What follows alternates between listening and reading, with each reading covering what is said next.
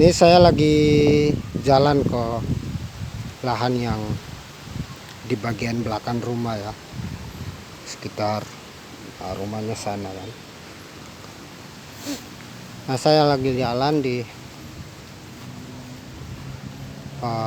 tanaman kacang tanah yang saya tanam kalau tidak salah di bulan Juni ya, tanggal 26 Juni kalau tidak salah, 1 minggu sebelum tanggal 26 Juni. Ini tanaman yang sudah saya tidak rawat lagi sekitar 2 bulan. Juni masuk Juli sampai ke Agustus sudah tidak ada perawatan dan sudah tidak ada lagi penyiraman POC, kemudian tidak lagi memberikan pupuk kompos, pupuk padat, kemudian tidak lagi membersihkan rumputnya dan lain-lain.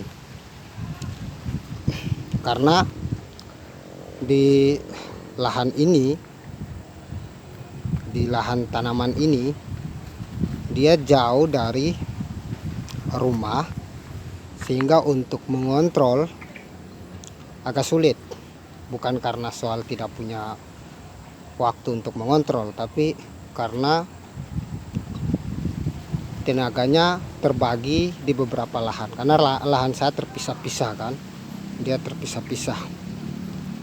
Jadi saya memanfaatkan lahan yang terpisah-pisah itu dalam rangka untuk mengisi yang kosong. Nah teman-teman, sebenarnya walaupun kacang tanah itu tidak diberikan perawatan yang maksimal, tapi dia bisa tumbuh dengan baik, tumbuh dengan subur, karena dia bisa menyesuaikan dengan kondisi tanah yang tidak pernah disentuh oleh pupuk kimia maupun herbisida. Dan ini memang tanah tebing, jadi konsekuensi menanam di tanah tebing tanpa olah tanah ini, kalau hujan, karena tidak ada saluran air yang bisa mengatur posisi hujan segala macam, akhirnya banyak yang rebah jatuh. Tapi hijau, walaupun dia rebah jatuh tapi hijau dan pertumbuhannya masih ini. Itu yang pertama. Jadi saya tidak pernah lagi memberikan pupuk apa-apa. Cuman waktu awal tanam itu saya perlakuan dengan rendam. Saya rendam biji kacang tanah itu dengan biang kompos. Biang komposnya sahabat Bali Organik TV. Tujuannya memang karena waktu itu saya beli benih kacang tanah di pasar yang saya punya keyakinan bisa saja dia tumbuh, bisa saja tidak tumbuh, sehingga saya melakukan perlakuan perendaman. Tapi ternyata dia bisa tumbuh. Ada beberapa yang tidak tumbuh. Nah, setelah itu menjelang 1 minggu saya kasih pupuk cair, pupuk berbasis daun hijau, dan setelahnya itu sudah tidak diberikan lagi. Kemudian saya membersihkan gulma rumput waktu awal-awal. Nah, teman-teman, walaupun itu tidak diberikan pupuk sama sekali, tapi pertumbuhannya bisa baik. Misalnya kita bisa lihat ini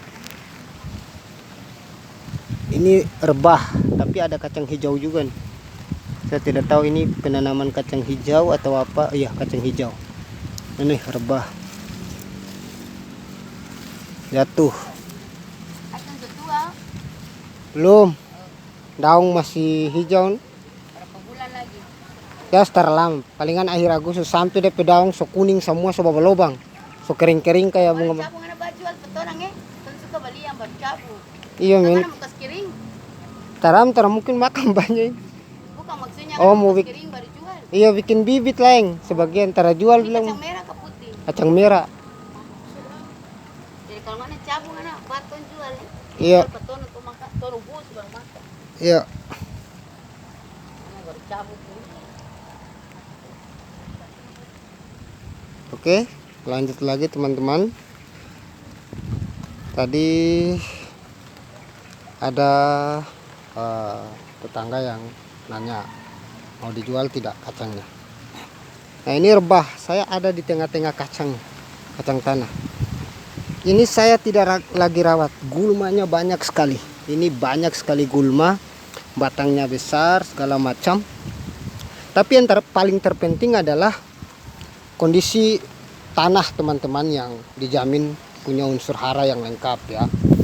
Walaupun tanah itu tidak ada bahan-bahan, karena di sini dulu tempat pembuangan rumput, kayak rumput-rumput hasil pembersihan di lingkungan kebun tetangga ini dibuang ke sini. Makanya saya manfaatkan untuk dibersihkan, karena ini lingkungan kebun saya kan, lingkungan kebun yang bisa saya tanami. Jadi ini rumputnya bertumbuh seiring, jadi subur bersamaan dengan kacang tanah. Di sampingnya saya kelilingi dengan bunga ya, saya kelilingi dengan bunga jinia, bunga matahari, kenikir segala macam. Banyak bunga-bunganya sampai di sana. Bunga matahari sudah harus panen, sudah selesai masa berbunganya. Saya sudah panen beberapa. Nanti saya akan buat video tentang bunga matahari berikutnya. Nah di situ saya bikin bak kompos. Tujuannya nanti saya membersihkan rumput, saya taruh ke situ. Nah teman-teman, itu yang poin pertama yang saya ingin sampaikan. Poin yang kedua, kenapa perawatannya tidak terlalu intens, tidak terlalu maksimal? Itu karena di sini banyak sekali ayam tetangga yang suka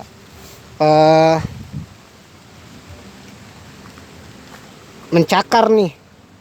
Jadi dia suka merusak tanaman ini.